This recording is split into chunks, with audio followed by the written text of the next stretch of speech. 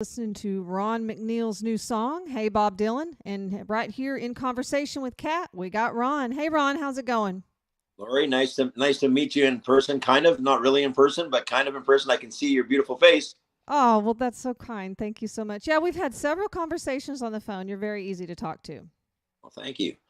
That's, So I know you have a huge musical background with your family. So what was it like growing up? I grew up partially in the east coast of Canada, so we grew up with like kitchen parties. So everybody would join in and grab an instrument and just play.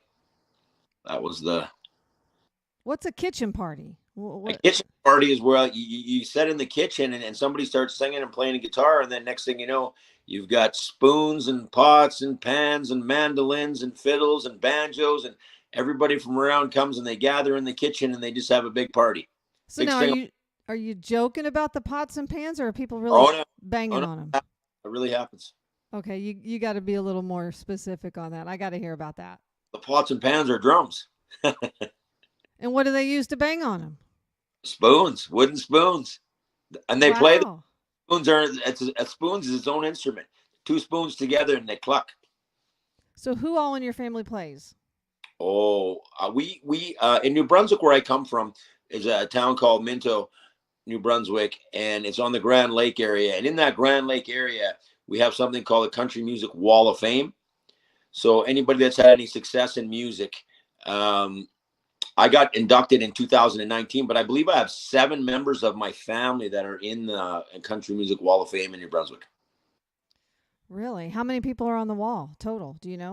Oh, I don't even know that because I don't live there anymore. But my father's on there.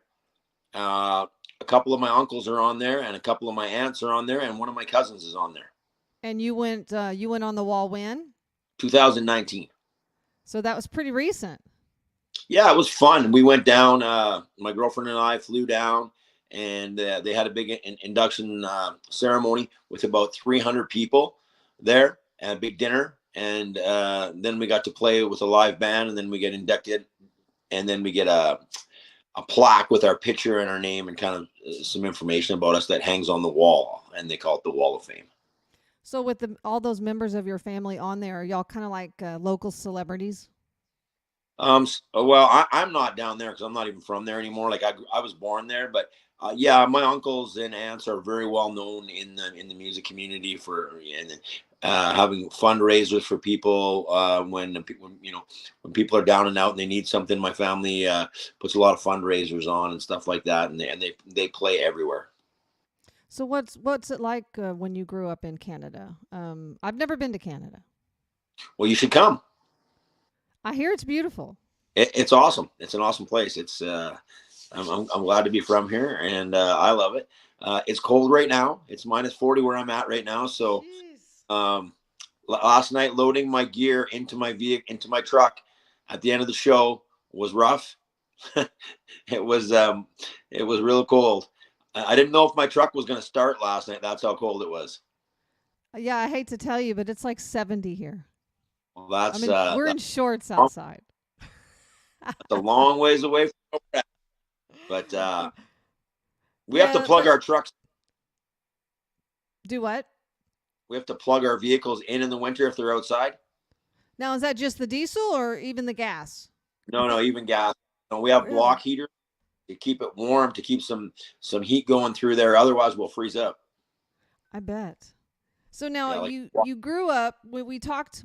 We've been talking off and on, and you told me that you grew up like with gospel and classic country. What kind of gospel did y'all do? well, I mean, just basic. The old hymns like Amazing Grace and stuff like that. Just the regular stuff, and then singing in church and stuff like whatever the church songs were. Did A little bit of country like "Will the Circle Be Unbroken" stuff like that. The Carter Family. Yeah, I know that one. Yeah. So Yep. do you still sing in church?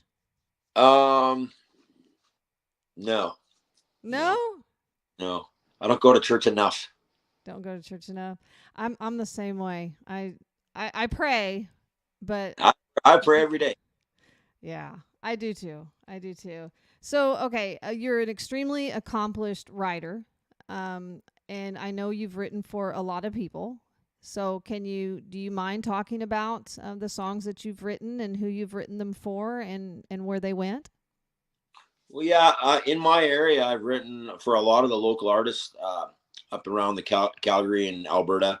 Um, I've written for back when we had our Canadian Idol. There was a contestant on Canadian Idol, a good buddy of mine. His name was Justin Ament. He was on either the first or second season of Canadian Idol, and he actually recorded my first song that I had written for anybody to record, and he was gracious enough to pick it up and got me a little bit of airplay with it, and from there I was hooked. So I know you've got like over 60 cuts. And some have charted in Canada, some have charted in Australia. Was any of those the one that he did? No, well, he was on the charts in Canada. I mean, we weren't top 40, but I think we were number 62 or something like that. So we got a few spins and kind of piqued my interest in radio and writing for people that were going to be on radio. So that was the beginning of it, and then I met an artist named Levi Hart. So Levi recorded a bunch of songs that I'd written and co-written with him, and he was on a small label in the United States, and we recently just got a song on a new TV series. Levi singing, and my friend Darren Crone and I wrote. It's called Borderline Crazy, and it's going to be on a Hallmark TV series called Ride on the first episode. When is that coming out? We don't know this year. I'm not sure yet. They haven't gave me a specific date. I signed a contract with them about 3 weeks ago. Now, did they actually buy the entire song, or did you just? Yeah, one-time fee. Is that how did that? I have to ask because it's never happened to me. Did that feel good? Yeah. I've always kind of wanted to be on TV, have stuff on TV. I've had stuff in some films, independent film and stuff, but to be on a TV series that, especially in North American wide, was really, really cool experience. Well, I haven't experienced it completely yet, but so far, it was something that I did want to do, and so it's coming true here. So we'll see what happens, and hopefully we can get a lot more of that kind of stuff going on. Just to kind of let people know a little bit more about your background with writing, you're a signed staff writer for the former Lakeland Publishing out of Nashville, correct? Yeah, that was just a small publishing company, and they kind of got me into some rooms down there and got me writing with some pretty cool writers and got me in the studios down there, and I learned a whole bunch when I was down there about being in the studios, how the Nashville number system works, how the Nashville players work, um, how co-writes are set up for meetings, and how that all works. And yeah, it was an amazing experience. So, is there a huge difference between the way Nashville does things as opposed to what y'all were doing up there in Canada? I don't know if it's a huge difference, but when you come to Nashville, if you're writing at publishing companies, it's a business. So you have appointments and schedule writing sessions, and you show up to write, and usually you go in a room with a co-writer and for 2 or 3 hours, and you come out with a song. You make it sound easy. It's not easy. It is not easy. I have little bits of paper all over my house with half-written songs, and and then I'll reread it, and I'm like, crumple it up, throw it in the trash, and you're like, oh yeah, we just go into a room and come out with a song. Yeah, it's every experience. I've never had one bad experience writing down there. Everything was great. Most of the time, somebody's getting signed to a publishing house, or getting a publishing deal. They're pretty talented writers, and that's what they do. So they're used to co-writing, and they kind of have a formula. In Nashville, a lot of times you'll start with a title, and you'll go from there. You can start with a riff or a groove or something as well, but a lot of times they'll start with the title, and the title will be the main concept or the main hook of the song. Now you're a 2-time winner of and hopefully I'm pronouncing it right. Is it the Oli Publishing? Ole. Ole Publishing. What songs did you write that you Ole, became a two-time winner? Ole Publishing is or was the biggest independent publishing company in the world, and they're based out of Toronto, LA, Nashville. They have a main office in Nashville, and they have a lot of big songwriters that work for them, and they've had a lot of big songs. Um, so how it worked was they had a competition at the CCMAs called Write a Hit Song Hitsville, and I happened to win that the first two years in a row. I won that the first 2 years they had. So then they got us with that. I wrote a song called oh man, I can't remember the name of the one song that I wrote. The second song that I wrote, I do remember that, and that was with Shane Chisholm. He plays down in Nashville, and that's a song that we released in Australia, and we charted that number 16, I believe. So, with all your writing and the people that you've written for, who was the most difficult? Mm. Like who did you find it that you just everything you threw at them, they were like, well, no, I'm not quite happy with that. Because I know some people, I know that I people that I've written with, some of them are a lot harder to write for than others, and some of them are like, oh yeah, I love that idea, let's go with that, and then others are like, nope, don't like it. I had a song on hold once by Josh Turner, and it almost made his record. So that was, we knew it was on hold, and I had talked to his manager, and they were getting right down to the final days when they were going to record. And I was going to Nashville to write with a friend of mine for his new project. And when we got down there, they had just said they passed on my song, and then 2 days later they were in the studio cutting their record. So that was kind of a hard pill to swallow, because I was really hoping to get a big cut by a major artist like Josh Turner. That would have been a really cool experience. So I would say that's the most difficult situation I've had as far as writing for somebody and difficult. And it being difficult, I just write what I write, and if they like it, they like it, and if not, we'll just move on. Do you have anywhere where artists can go and listen to your music and just to make the decision if they want to cut the song or not? No, not really. I've kind of changed my whole outlook on writing right now, and I'm kind of writing for myself now. I was writing and producing demos, and finding that I spent a lot of time producing demos and getting demos the way that I wanted them. And what would happen is I'd get artists to record the song, and I might make $1,000 off the song, and I spent 1,500 to 2,000 on the demo. Yeah, I So completely understand what you're saying. so I decided, if somebody's got a project, um, I'll write with them. I'll try to co-write with them and see if we can come up with something. Or if they're looking for something I have, maybe somebody might call me or whatever and say, you got anything? I've had that a few times. And I said, yeah, what do you think of this? And sometimes they like it. Sometimes they say, well, it's a good song, it's just not for me. So I just kind of word of mouth. And if people know me and around where I'm from, they're looking for a song, I might get a call or an email. So now your debut album, go ahead. Oh, just right now, I'm mostly writing. Well, my debut album is doing pretty good for me right now. So I'm going to be starting to write a new album for second album. Well, I know it came out September 28th of 2021. Now you titled it "Waiting on the Day." Does that have some? Did you come up with that title kind of with what you were literally just talking about? That you've been writing for all these people, and they're the ones cutting the songs, and they're getting all the praise, and you're the man behind the man. Is that why you came up with that title, "Waiting for the Day"? Because now you're done with that. You're going to write for you and do what makes you happy and actually sing your own songs.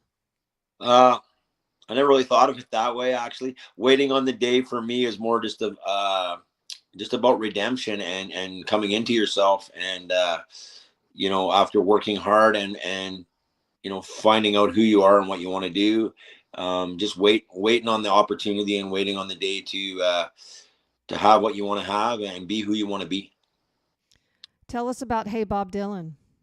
I Well, love Hey that Bob song. I love it.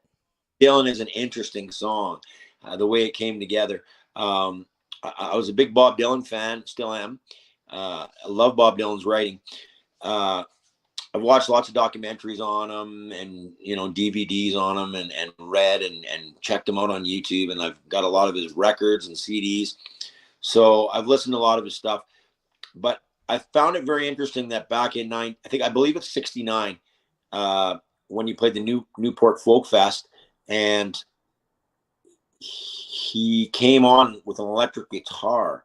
And at the time, Dylan was kind of the prince of folk music. So, he was the voice of folk music. So when he came out with an electric guitar and he had the band as his backing band, Robbie Robertson and the boys, the crowd didn't like it. They kind of turned on him, and they were calling him a traitor basically because he was stepping away from the traditional acoustic folk music and bringing an electric guitar into it. So that was the basic idea of the song. And then there was also another interview that Dylan did on 60 Minutes where he was talking on 60 Minutes about, he was kind of mumbling about going to the crossroads and stuff. And I was like, okay, well, this is pretty cool. I think I can put this together and kind of make a cool song. Well, you definitely made a very cool song. So, okay, there's rumor that Bob Dylan's harmonica player plays on that. Did he? Yes, the great Charlie McCoy. He is he's still amazing. I believe he's 82 or 83 years old now. But yeah, he's fantastic. Now, I co-produced this record with a good buddy of mine in Nashville, Jason Howard. He's a phenomenal talent. Great guitar player, engineer, producer, singer, songwriter, plays a bunch of instruments, and a good friend of mine. He knew Charlie. So I said, man, it would be great if we could get him. And he said, I'll just call him right now and he'll come over and we'll lay it out. And I said, are you sure? So he called him up and he said he'd love to come. And the next day he came over and laid the parts down. What did he think of the song? He liked it. He said it was cool. I tell you what, it's always neat when something like that comes together because it gives so much more to the story, because you're singing about Bob Dylan, you're putting the song out, and then people are like talking about, because that's how I heard it through the grapevine that you had him playing the harmonica, and I was like, well, I just spoke to him a couple days ago, and he never mentioned that. That's why I was like, okay, I got you here. Now you're gonna have to confirm or deny. Yeah, I didn't get to, I wasn't there in the studio because that was done in Nashville in my buddy's Jason Howard's home studio. He's got a home studio. So he called him and Charlie came over and they hung out and laid it down, but then he sent me all the pictures and sent me some video clips and stuff. So I never really got to meet Charlie, but like I said, my co-producer Jason Howard is he knew him. So he just phoned him up, and it was I was very lucky and blessed to have him play on the track. And I mean, at 80 some years old, he sounds killer. So now you've been writing for mostly all your life, and you just recently started writing for yourself. Do you wish now, knowing what you know now, that you would have started doing this a long time ago? Because like I said, your debut album, Waiting on the Day, came out in September of 2021. Actually, and it's done well. That was only a pre-release. It's only been out for 8 months. Actually, that was a pre-release. So it's even been out shorter, and so that means it's even doing better in a shorter amount of time. Does it make you think you should have started this a long time ago? Well, I don't know. It just it happened when it happened, and I'm okay with it. But for me, it actually came out in August of last year. So I pre-released the songs to iTunes before we were quite finished with it and finished with the record, and then I pre-sold some of the CDs on my website, but we didn't officially release it till August of 22. Well, so that to me, yeah. Go ahead. So as far as wishing, I'm just happy with where I'm at right now, and I'm very very excited to see what the next project brings on.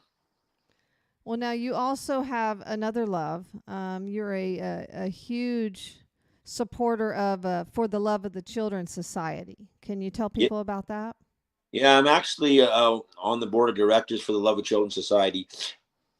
Excuse me. And what that is, it's a society here in Calgary, and they raise money for children around the world. So how I got involved with them is my partner Georgia Lyons, who's also a great singer songwriter and a guitar player.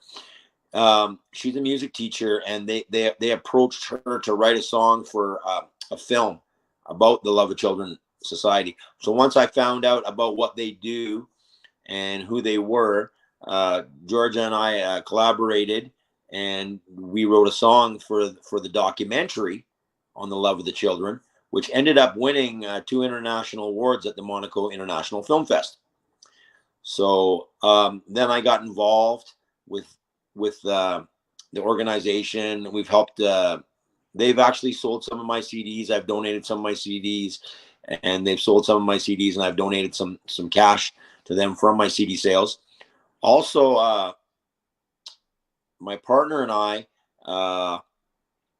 we did a children's book. We did a song which we wrote together, and we recorded the song with about 150 kids singing in the background. Uh, After we recorded the song, we sent it over to Africa, and the African kids learned the song and sang it back in partially in Swahili to the kids in Calgary.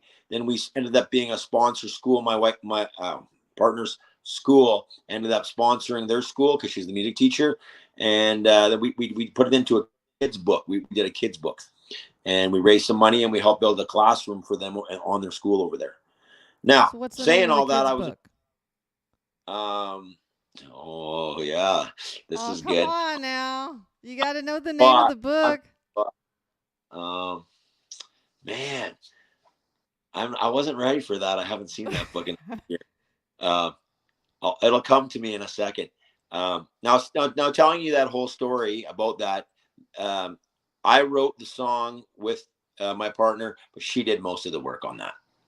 She was the driving force behind that project, and I helped co-write the song, and I was in the studio with her when she recorded it, but she was the driving force on that. I'm a co-writer. Do you have the book on your website for sale? No, I think it's on my partners on Georgia Lines, Georgia Lines, GeorgieLines.com. Well, when you think of the name of it, just blurt it out there. I can't believe you can't remember the Oh, name. I know. I got too much stuff going on in my brain right now. You do. I follow you on Facebook, and you've got a lot of stuff going on. How do you keep up with all of it? Um, well, I run an HVAC company as well, so I have 3 trucks that I run. We do furnace replacements and air conditioners and service work and gas fitting. So it's a balancing act right now. And then I usually, I'm usually doing a few shows a month, five or six or shows a month uh, as well. So I just try to stay grounded and don't get too stressed out. And I do something called qigong, which is like tai chi, and it's breathing and stretching and just kind of keeps me mellow. What's it called? Qigong, Qigong? I've never qigong, heard of it. Qigong? qi Qi gong, gong. like a gong, like a gong. Yeah, qigong. Qigong. Did I Yeah, say it right? yeah, that is like a Chinese. It's a form of martial art and meditative stretching kind of exercise. So do you have like belts, like black belts and stuff You like know, that, or is it more like a yoga? it's more like a yoga. I do DVDs. I used to go to classes and take the classes, but now I just got a DVD of it still, and I just prop it in and I do about a 40-minute workout. Does it help? Oh yeah, it keeps me calm because I'm a high stress guy and I got a lot of stuff going on, so it just kind of keeps me mellow and keeps me healthy. So what's the name of your company? My company's called RDM Heating and Air Conditioning. Okay. And that's we like to say that's your day job Yeah, that is my because day And you have a steady gig at the Ranchman's. Am I saying it right? Ranchman's, yes, Canada's greatest honky tonk. How often are you playing there? I play there every Friday. I'll be playing there today, later today. Oh, okay. So anybody that wants to see you can go there. Yeah, we do an acoustic show. We play the happy hour every Friday from 5 o'clock to 8 o'clock, and we usually play with two acoustic guitars. Sometimes we bring guests down, uh, and a drummer, a small drum kit, and two guitars. And I play that with my partner Georgia Lyons, and a lot of times we'll bring guests in to play with us and or to showcase. We showcase songwriters and singers, songwriters, guitar players. Well, now you have a lot of accomplishments. You didn't even mention the 2022 YYC People's Choice Award that you received. You're an extremely accomplished writer. So if you had to look back on things, everybody always says, what's your biggest accomplishment? I like to ask people, if knowing what you know now, looking back, is there anything that you did that you go, I wish I would have done that different? That's probably my biggest regret. What would you say? No, I've been through some challenging times, but I have no regrets because I'm here. I'm here now where I'm at, and I like where I'm at. And I think you have to go through challenges in life to get where you're going to go, or otherwise it's not rewarding. You're probably the first person that I've talked to that said, I don't really have any regrets. I've heard a lot. I've heard, well, I would have started sooner, or I wouldn't have done this with that person. Everybody has that, I guess, that one regret, but you don't have any. And I think that's really, really cool. That tells me that you're really happy with where you're at right now. Well, I mean, I think that, I'm very blessed that everybody who recorded one of my songs that thought my song was good enough to record to put out as a single or to put on their CD or record, and believed in my song enough, helped me get where I'm going on my path, kept me on the path that I'm on right now. So I think that everybody that has done that has helped me, and hopefully I've helped them, and that's part of the journey. And it's a great experience. I mean, being in music and the people that you get to meet and the places that you get to go, it's a lot of fun. Very rewarding to sit down and write a song and then create something and then have people. Hopefully it touches people and moves people in a certain way. So it's very rewarding. So So fun. on your journey with the different people you've met, have you ever been starstruck? Um, I haven't been starstruck, but I was close. I was sitting in a restaurant in Nashville, and in walks Alison Krauss, and everybody's like, Alison Krauss, and I'm like, that's Robert Plant with her. And they're like, what? And I'm like, that's Robert Plant from Led Zeppelin. And they're like, what do you mean? I'm like, that's him. They're like, no, that's not him. I'm like, yes, it is. And so that was kind of a little bit starstruck, I guess. I was kind of like just, sitting back in my chair going, wow, like very, very close to one of the greatest rock singers of all time. Okay, so Alison Krauss didn't ruffle your feathers, but Robert Plant, you were like, wow. Well, no, let's not say No, that. I agree. I agree. I would have been the Alison same way. Krauss is man, she's a force on her own. But together, the two of them, wow. So Yeah, but Robert Plant. I did buy their album that came out too, and yeah, that was it turned out great. So did you go talk they to were them? working together, and it was just no, I didn't go talk to him. I just kind of looked at him and smiled. See, I would have had to have gone. My big starstruck would So be if I ran into Guns N' Roses or any member of Guns N' Roses. I think I would just fall over. I'll be honest. But so Robert Plant, that's pretty darn cool. When Guns N' Roses, yeah, funny story about them. When they first came out and they were starting to break, they played in Calgary at a place called Max Bell Arena. Now it's not a very big arena, so I think it holds about 3,000 or 4,000 people. But it was a sold out show, and they were opening for the Cult. So I had actually went to see the Cult, and I didn't know who Guns N' Roses were. So they toured across Canada as the opening act for the Cult, and they were just breaking. By the time that tour was finished, Guns N' Roses was so big they came across Canada again, playing the bigger arenas, and the Cult was their opening act. Did you get to? How was I the see. show? It was awesome back then. Really raw and really edgy. Lots of See, when energy. I saw them in '88 when they opened for Aerosmith in Texas, the Starplex, and even though they still remain my favorite band of all time, it was horrible, Ron. It was absolutely horrible. They did not do well. I don't know if they were doped up or something, but I was really disappointed. They didn't seem to even know their own material, and I was heartbroken. Oh, that's So too that's bad. why I'm curious how they did. Well, do you want to know who my favorite concert was I've ever seen? Absolutely. Bruce Springsteen, hands down, Really? hands down. Bruce What? Springsteen, unbelievable. He Why? just Why does what did he do? he played for 3.5 hours. I mean, one of the longest concerts I've ever been, and I never got bored once during the show. It was high energy from the time it started till the time it finished. It just I got unbelievable. I got lucky to see Kiss when they still had their makeup on. But now this was like not that long ago. It was around 2013 or 2014, and Gene Simmons made the whole show, I Yeah, admit. nice. He's a Yeah. big presence. He's a tall guy, and then when he puts those boots on, he's like 7 feet tall on stage.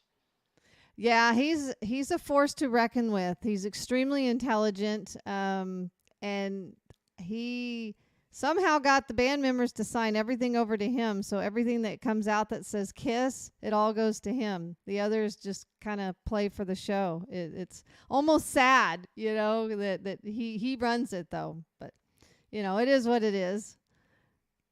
Yeah, but definitely Springsteen was by far like one of the. Oh, I did see the Eagles. I took my mother and my girl to see the Eagles a couple years ago. For their birthdays are uh, pretty close. They're within a couple of weeks of each other. So for their birthdays, I took them to see the Eagles, and I bought really good tickets.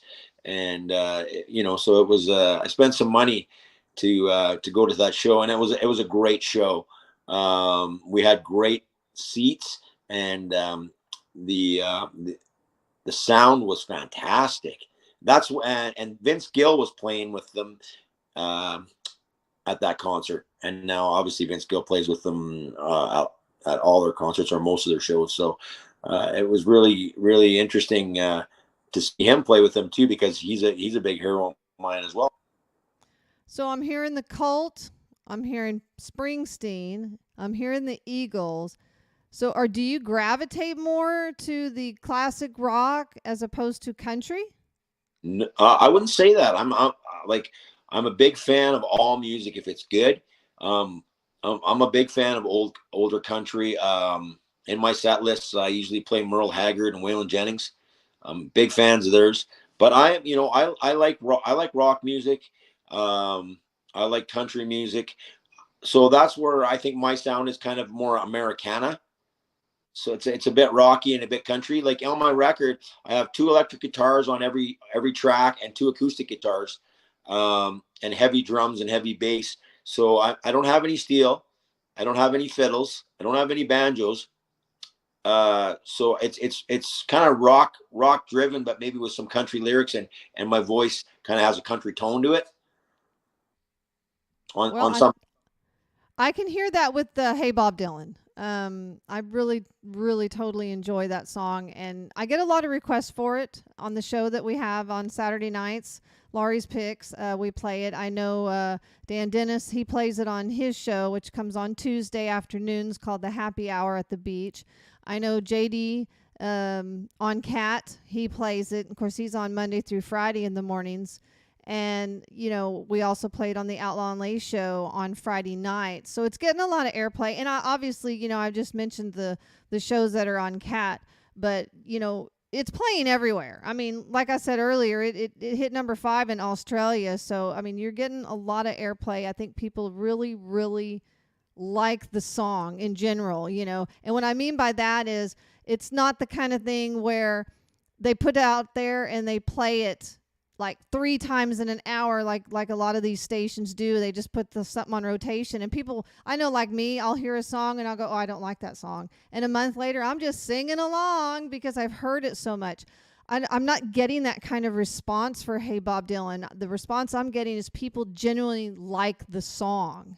And to me, I think that's different than something being burned into their brain and now they like it, but they maybe didn't in the beginning.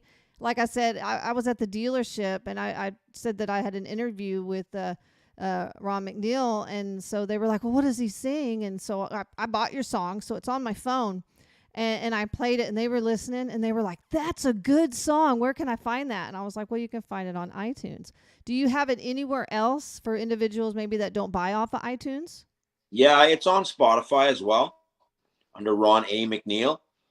And you can also go to my website, ronamcneilmusic.com, and you can buy the record off that if you want to have a hard copy of well, not the record, it's a CD. I still call them records, but it's a CD, which is it's they're kind of almost non-existent anymore. I don't have a CD player in my truck as well. But I did manage to sell a few CDs. I did pretty good with them. As a matter of fact, I signed about 40 or 50 CDs last night.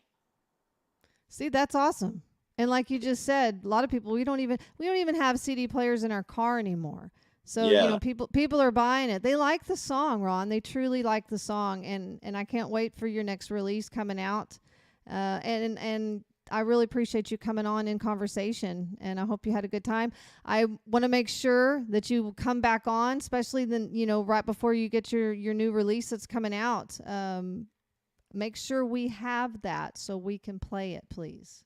absolutely. And I just want to thank you and Pierce Media and all the support that I've been getting.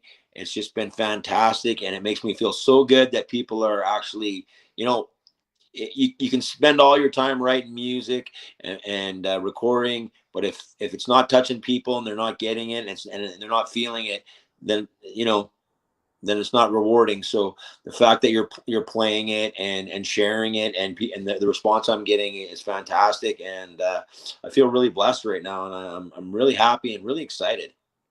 And we're very excited for you. So, everybody, thank Ron McNeil for coming on here, and can't wait to have you again. And we're going to play Hey Bob Dylan on the way out.